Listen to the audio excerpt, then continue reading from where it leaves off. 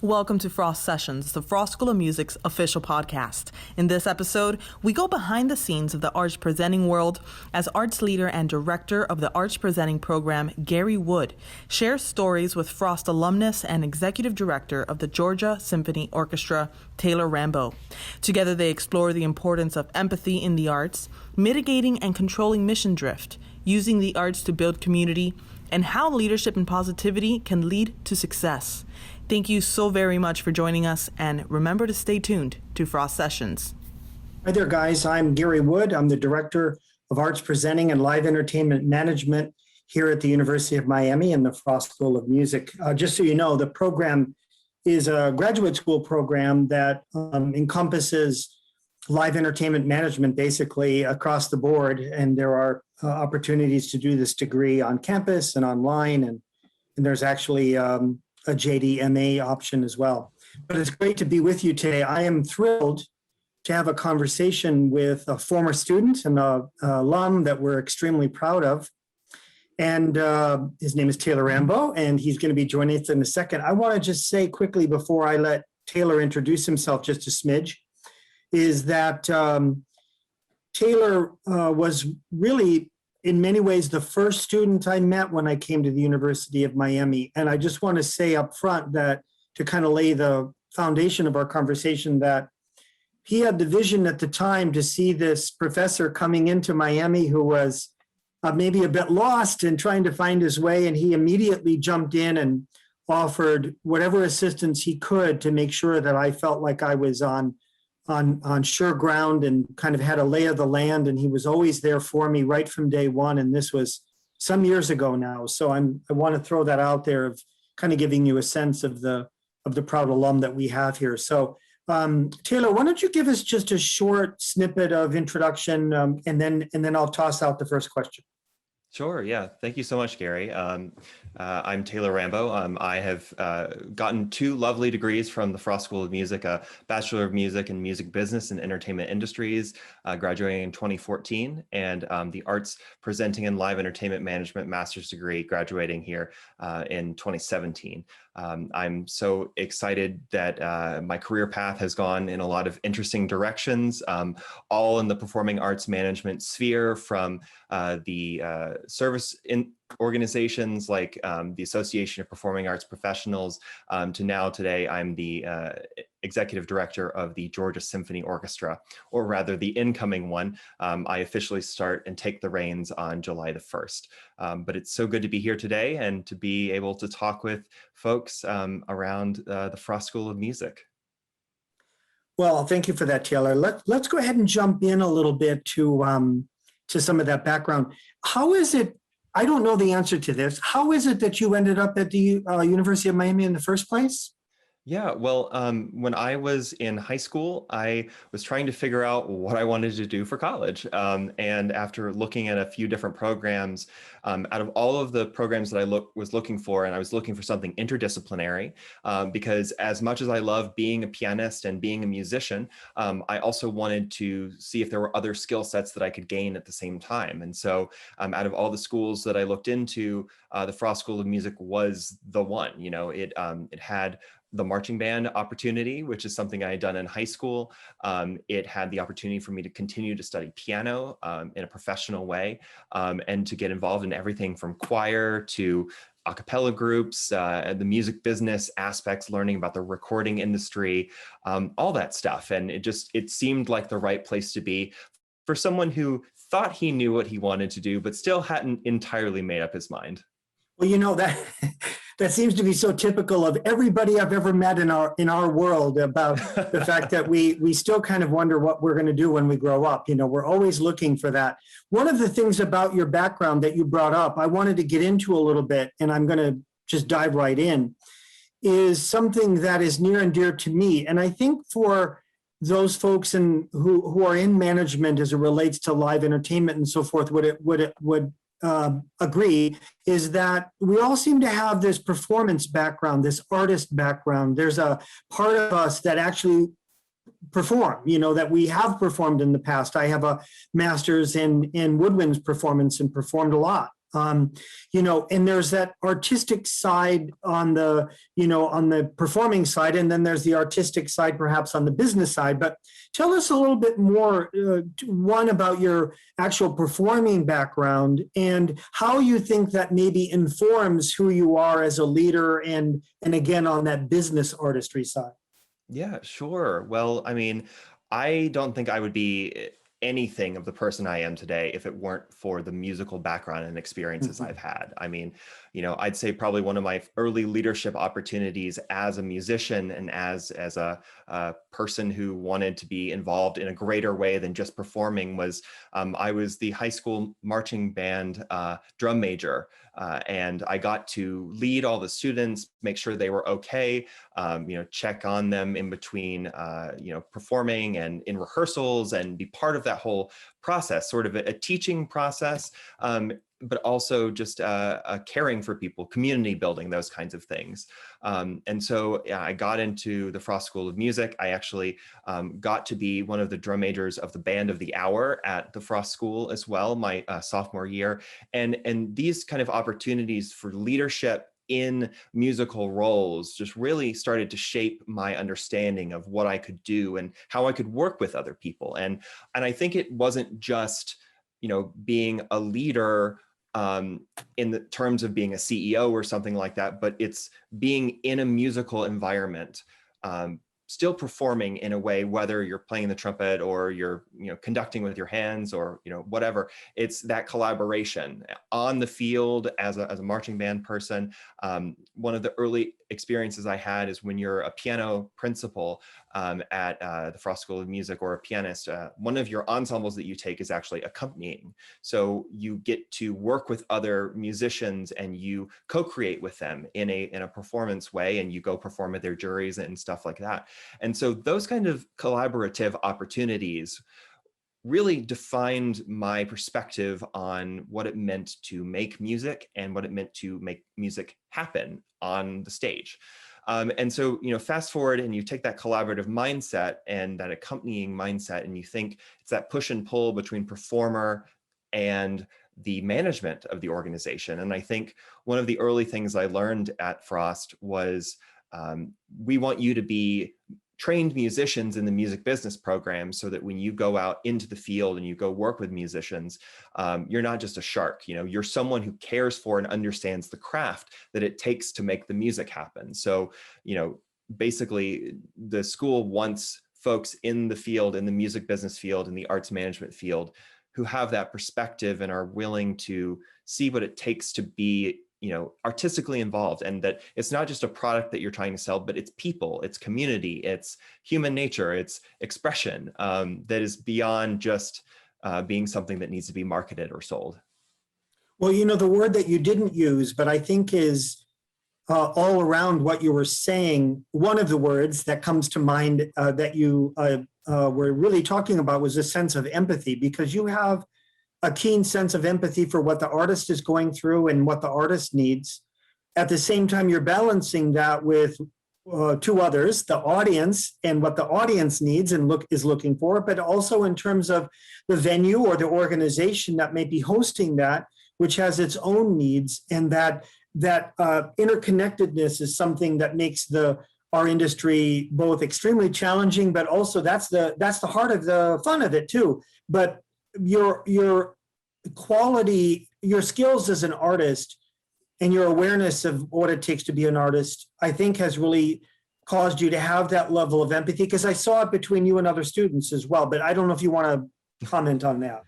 Yeah, well, you just made me think about one of my experiences. So one of the things that I was never sure about was, once I left the Frost School of Music, if I would have an opportunity to be a performing musician, because all I could think was, well, there's all these amazing performance majors and contemporary, students through all these different awesome programs. And I was like, well, I'm just a music business student. The music part teaches you the empathy, it gets you involved. But then I found myself in Washington, D.C. for about 2 years as a musical theater pianist, and got to be an accompanist for a cabaret series that it was such an incredible opportunity to take that music business and arts management brain, but then also still be a performing musician. I had never expected that opportunity, but getting back to it, I remember being on stage and feeling the push and pull as a pianist when you're performing with a singer or a musician or whatever. You're sitting there and you're experiencing a push and pull if you're really connected and you're working together between the performer in front of you and then you in the background. And as an accompanist, you don't necessarily have the spotlight on you, but it's like that push. I'm getting goosebumps right now thinking about that experience of collaboration. And it's that mindset that I brought into other things, and that community building and empathy connection.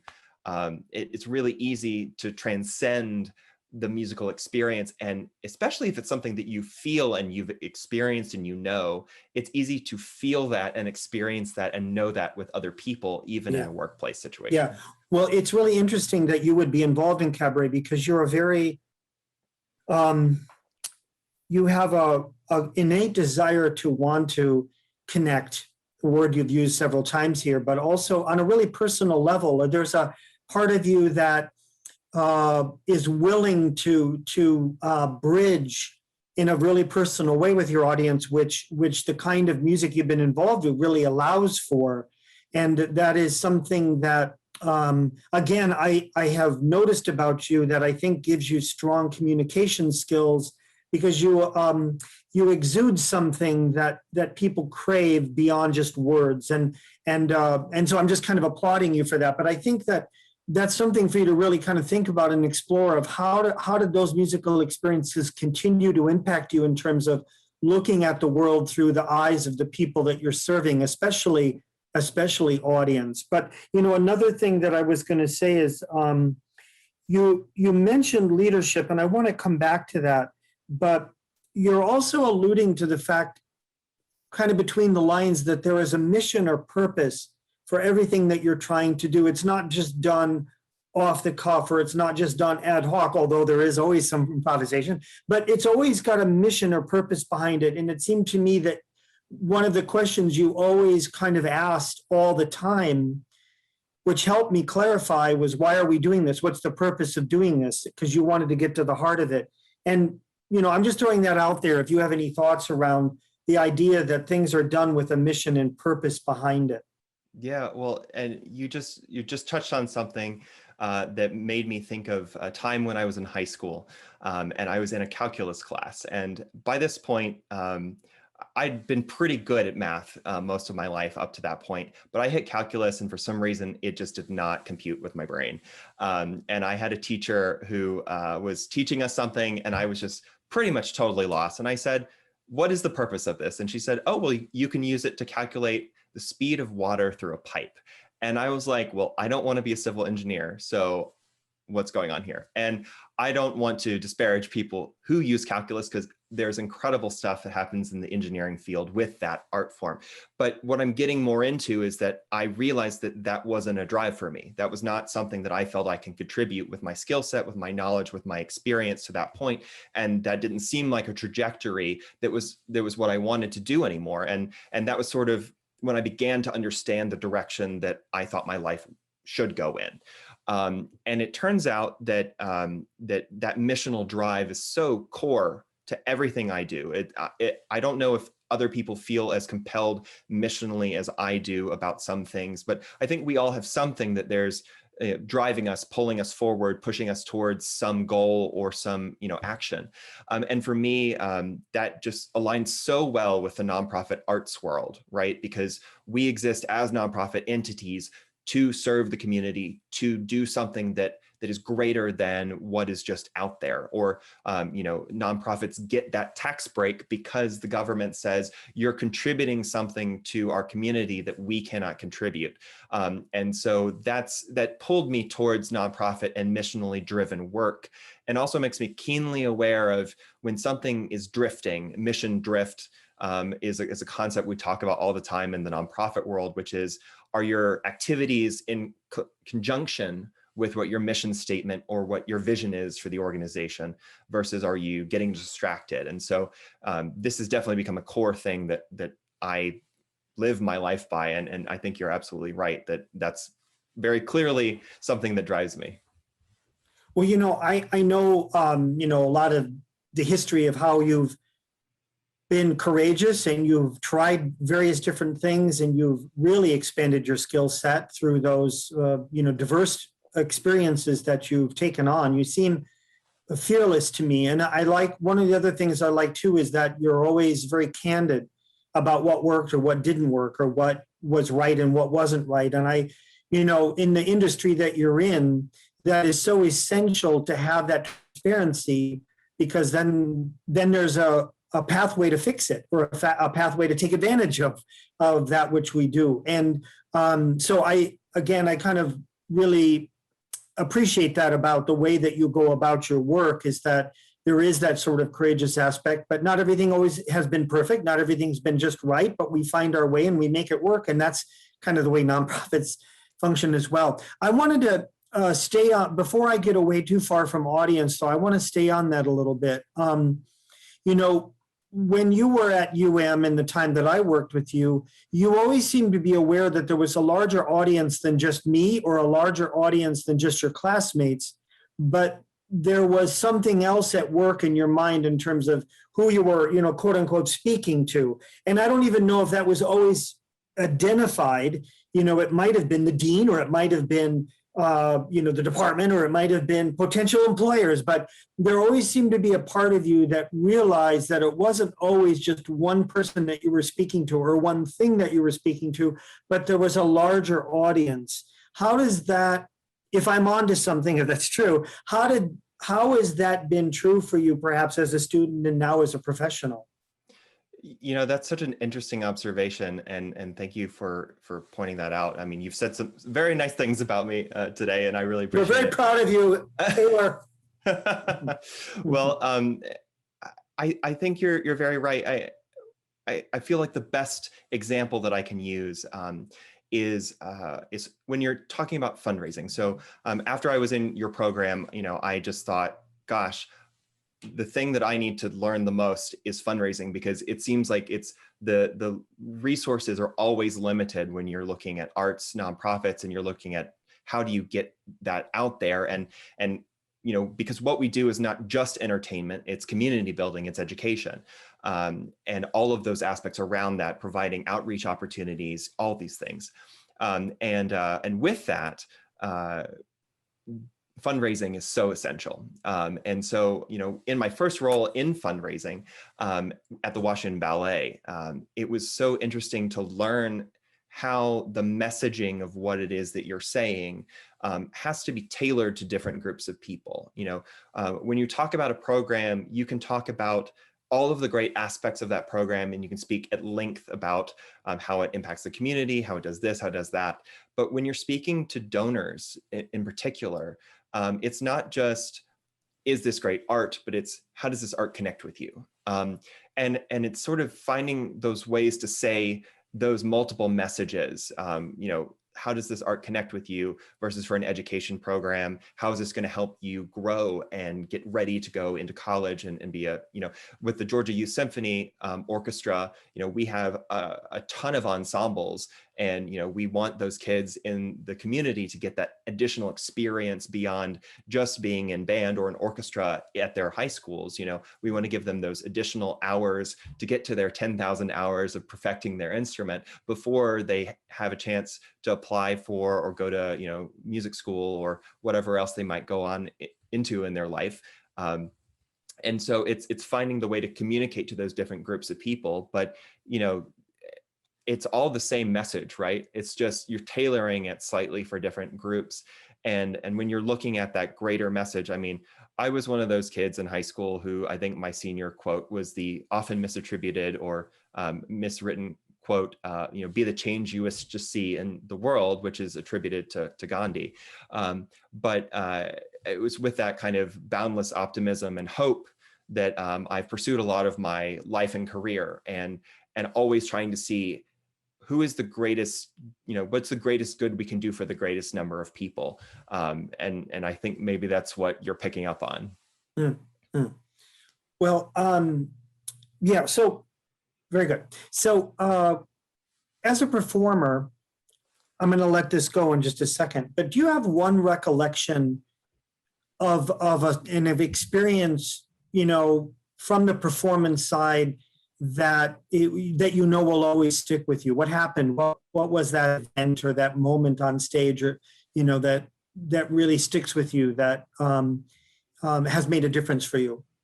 Yeah, well, there was a master's student in musicology at University of Miami, and I believe she's hyphenated her maiden name and her married name. I think it's Nessia Booter Gallagher, and she got a Fulbright scholarship to be able to go and study saxophone music in Australia.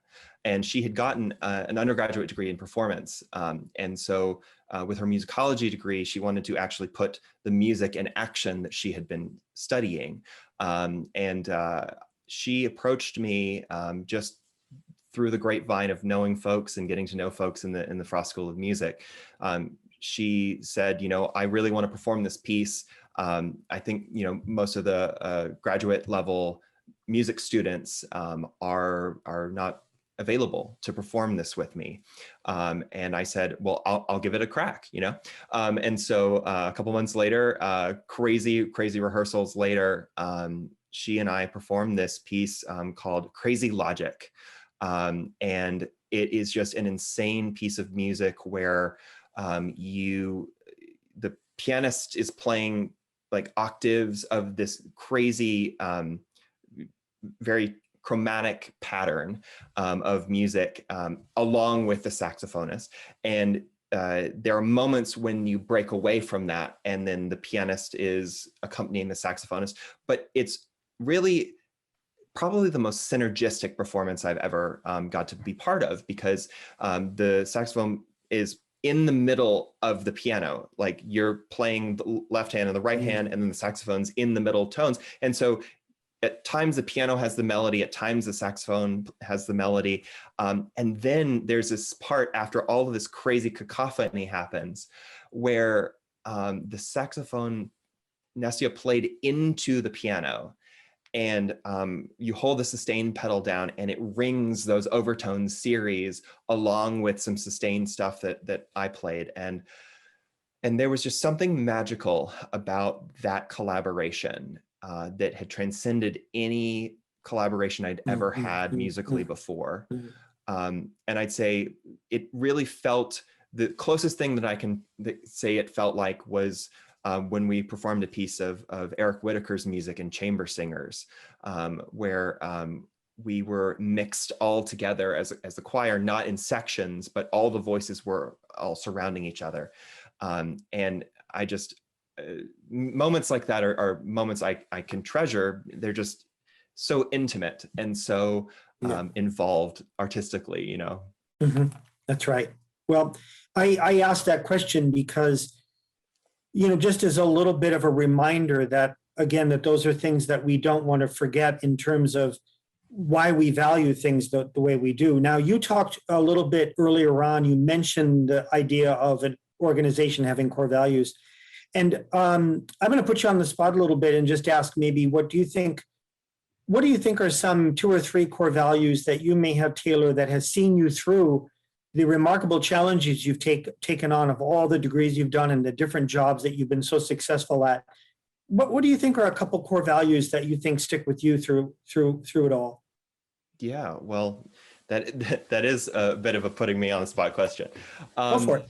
Well, community and community focus is so important to me, I would say. And so, when I serve a nonprofit or have the opportunity to work with musicians or whatever it is that we're creating, it's not just what it is we're putting out there, but it's how does that connect with people? And it doesn't have to be how does it connect with them through the actual music itself, but how does it connect with them? Do we do a performance that allows folks who normally don't get to hear classical music or get to hear performances have access to that? Do we, at the Georgia Symphony, we just got a grant from the National Endowment for the Arts to support a sensory-friendly concert series that we work on, where we perform a concert that children with autism and adults with autism can enjoy without it frightening them or overwhelming them in the way that music can often do, and also to create a concert experience where it doesn't have to be a dead silent classical music concert hall, as has become the norm in a lot of places, but it allows us to let those people experience it and make whatever noises and shout and whatever they need to without, whatever the expectation of polite conversation is, but it's the community aspects of how does music and how does the art form really connect with you? And so that really drives me. I'd say also authenticity. It's being real with folks, and really saying, this has value. Please, please celebrate this with me. But also not, putting on airs. I'm dressed nice today, I think, but if I could, I would probably just wear, a sweater and a shirt. Yeah, probably what you're wearing. But just being myself, allowing myself to be who I am through the work I do, and it's hard to do some of those things sometimes when you're dealing with certain politicizations of things. But if you can be authentic and truly care about the community of the folks around you, I think everything else kind of falls in line from there. People will invest in you for that. People will partner with you in that kind of work. And I felt it, when you work for nonprofits and you see what the mission is, and you see what the practice is, you can see nonprofits who don't really do that right. And when you see those mismatches, it's always, you can feel it in your gut. And so that's also, I think, has helped drive me down my path. Who am I collaborating with? Who am I working with? When am I saying something? Because silence is sometimes the worst thing that could happen. But I could probably talk about that forever. I'm very passionate about that kind of stuff, Well, it's a topic that perhaps is important now more than ever, because we are attempting to get people to come back together in rational communal ways, which is very difficult to do these days, but also because, speaking more in the world of arts, we are both physically and emotionally coming back together. And so collaborations are going to be sort of at the top of people's list of how do we make this work. The collaborations through a symphony that you're dealing with are far too many for us to list here, but every one of them is essential.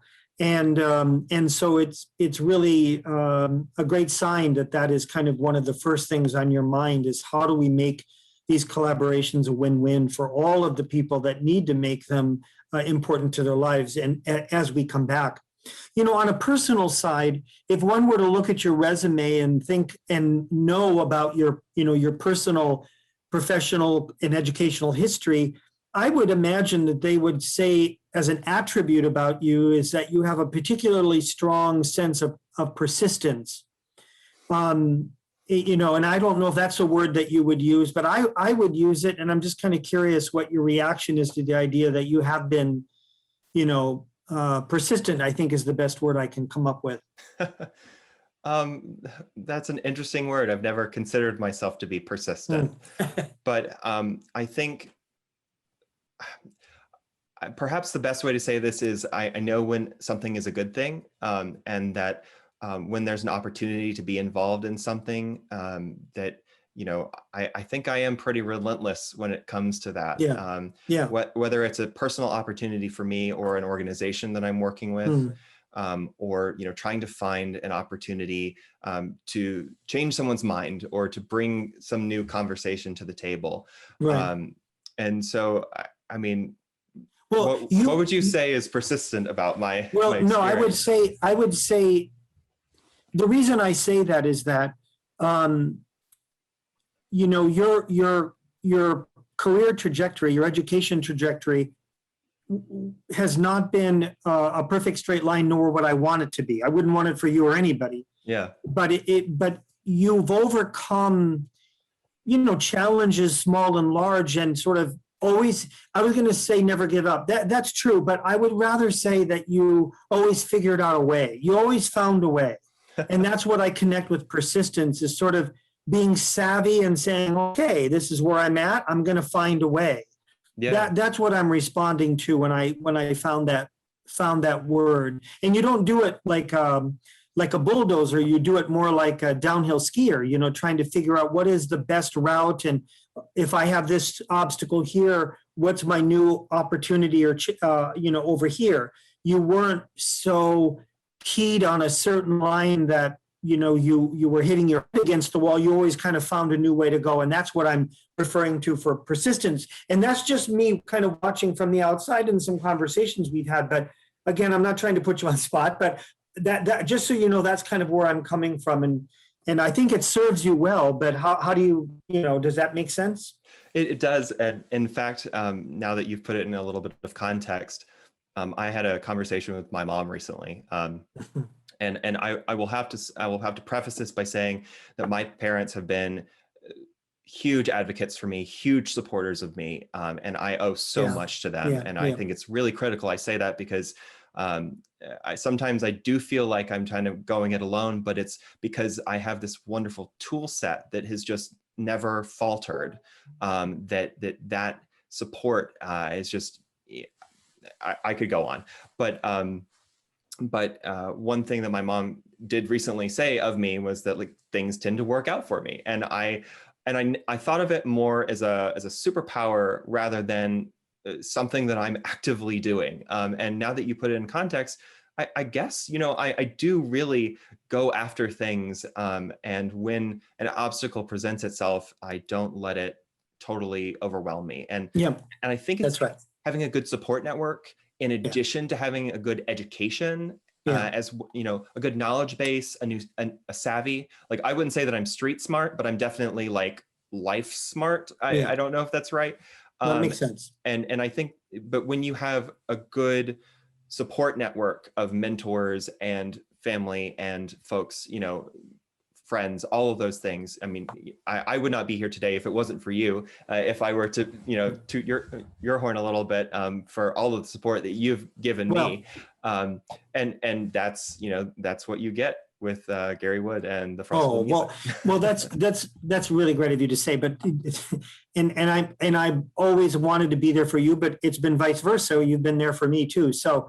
That's kind of the way we need to help each other along the way. And to be honest, I know it's true with all the other programs, but, I'll just say a plug for the arts presenting program. We just graduated 5, and I kind of want to cry because it's like, you see the incredible work that they do over 2 years' time, and you get to know them, and you see their unique artistry, their unique skill sets, and what they're going to be off doing.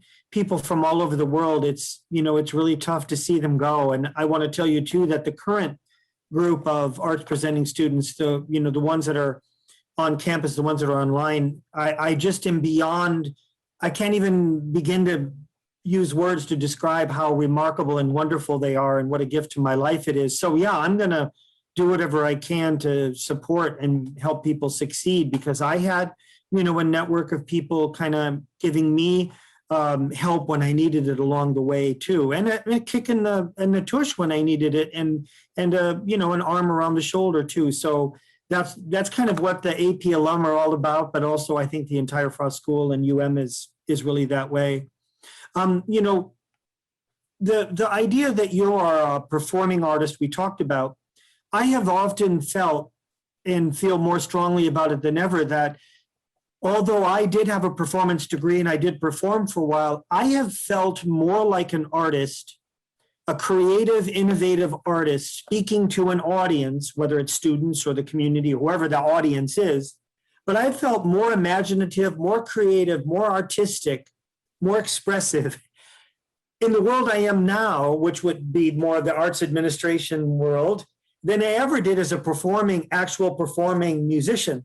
And I don't know if that makes sense to you, but it seems to me that you've carried over some of the that which we would think would be inherent to a performer that you're now using, across the line in the more business world, but you're still an artist, you're still performing. Does that all make sense? And is that true for you? Because I think it is, but I just want to get your take on it. Absolutely. I mean, I would say improvisation is probably the biggest thing. I mean, in the classical world, we don't really learn improvisation as much as you would, and I think that's growing. I think people are starting to see that in the classical idiom, improvisation is just as important as it is in the traditionally thought about jazz idiom, or at least in the last 100 years. I don't know what traditional is anymore necessarily, but and I also don't even want to call classical music anymore. I want to start calling it art music, because it's really trans genre at this point.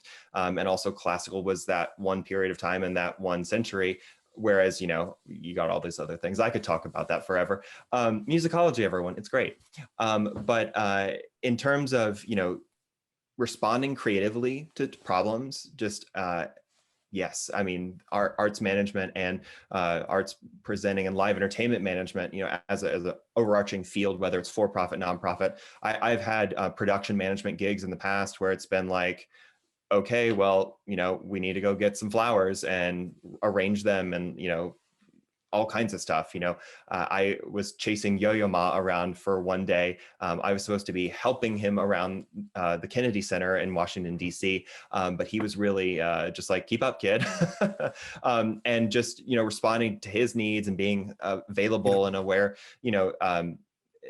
that takes as much energy and creative thinking as it does being on stage, because you got to make sure the people who are touring every night of the year, when it says in their contract that they want a very specific meal item, it's not because they're being a jerk about it. It's because they're on the road so often that they need to eat better than what they would eat if they just ran into a fast food restaurant. So responding to those kinds of things is critical. Yeah, that's right.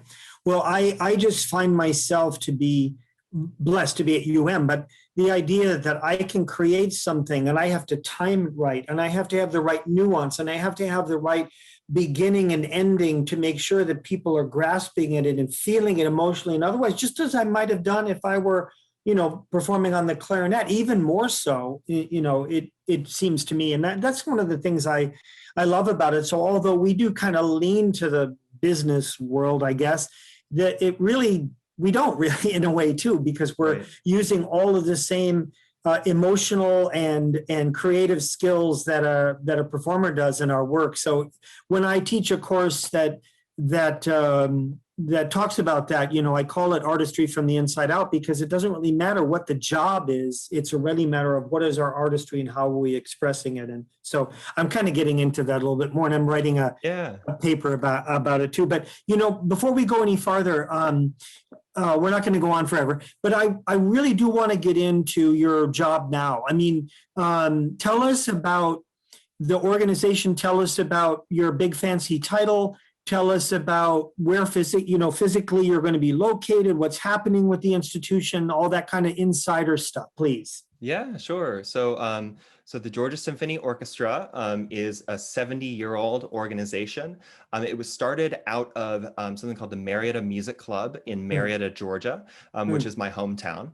And when the Marietta Music Club came into existence in the mid-40s, early 50s, it was part of the National Federation of Music Clubs, which is a huge network of groups of people who just appreciate classical music all around the country and maybe even the world. And the organization came out because someone said, well, we're hosting these cool artists from Australia, or we're, having a recital for this musician who's, from one of the universities in Georgia, but wouldn't it be great if we had our own performing ensemble? And so over time, we've grown from being a community orchestra of folks. Now we're actually a community professional orchestra hybrid. So we are a union orchestra with paid union players, but we also have members from the community, which is something that doesn't happen very often. Yeah. And with an expectation that over time we continue to add to our professional roster so that the union will continue to be able to offer paid positions to folks in the Metro Atlanta area. But yeah, we're just emerging from the pandemic. We did some really neat projects over the pandemic and getting back to the idea of community and partnerships. We had a Georgia's Home for the Holidays. It was a series of, I think it was like 45 videos over 45 days from a collection of, I think it was 12 or so different Metro Atlanta arts organizations that are all unified through a choral partnership thing. And cool. I'm still learning a little bit about the organization, but it's a really cool partnership group that all came together and said, no, we need to have a series together and do something neat there. We wouldn't be where we are either without our partnerships with Marietta City Schools, which is a city school system, again, in Marietta, Georgia. And we are actually in residence at the Performing Arts Center at Marietta High School, which was built after I graduated. But after my first semester of undergrad at Frost, I came back and spoke at a public meeting to advocate for the facility. So it's kind of a cool, big, loop around for me to come back and be able to be at performances of an organization I get to help manage. We also are partnered with Kennesaw State University with our Georgia Youth Symphony Orchestra program. There's just all these great things and partnerships and relationships the organization has developed over time, including we've got a really cool Art Deco was a movie theater on our historic town square that's called The Strand. And it was reopened in the last, I think, 15 years, and it's just doing some really cool stuff. But again, it's all about partnerships and those relationships. And we've also done like touring video game music concerts where we've been the orchestra hired to do those things. Neat. And so as the executive director, I get to be part of maintaining those relationships. I'm part of fundraising activities. It's sort of very much a Swiss Army knife, jack of all trades, master of none position. Sure. And it's the opportunity really for the first time to where our music director conducts the orchestra, sets all of the season, hires the musicians, and gets to do that. I get to conduct the operations of the organization and hire all of my staff, marketing, fundraising, whatever. And it's just a really neat opportunity, and it lets me flex my whole brain in a way that I've always wanted to, as someone who has lots of different interests.